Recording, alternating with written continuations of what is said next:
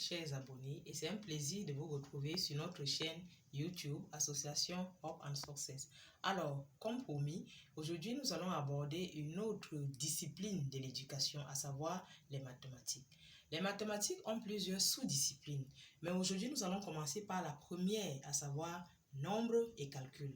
Dans cette sous-discipline, on apprend à l'enfant à manipuler les nombres. L'astuce du jour portera donc sur comment aider efficacement notre enfant à la maison à écrire les nombres de 4 à 5 chiffres en chiffres et en lettres.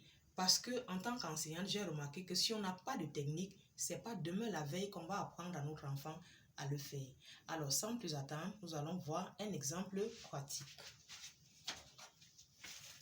Le premier nombre que nous avons, il a 4 chiffres, c'est 1972.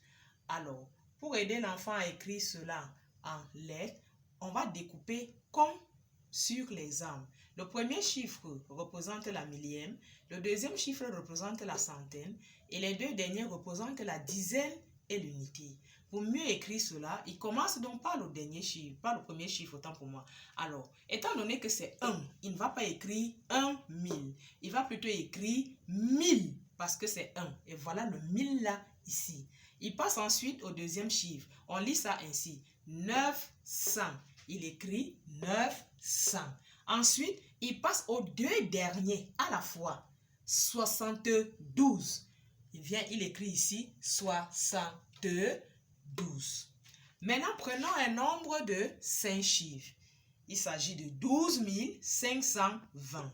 On découpe comme suit. Les deux premiers chiffres représentent la millième. Le troisième chiffre représente la centaine et les deux derniers représentent la dizaine et l'unité. Alors, pour écrire, il va lire ainsi. 12 000. Voilà les 12 000 là ici. Ensuite, il passe à la centaine. 500. Il écrit 500. Ensuite, 20. Il écrit 20.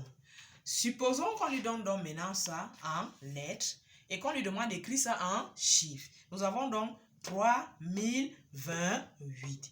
Il découpe ça comme ça. Là où il voit 1000, il découpe.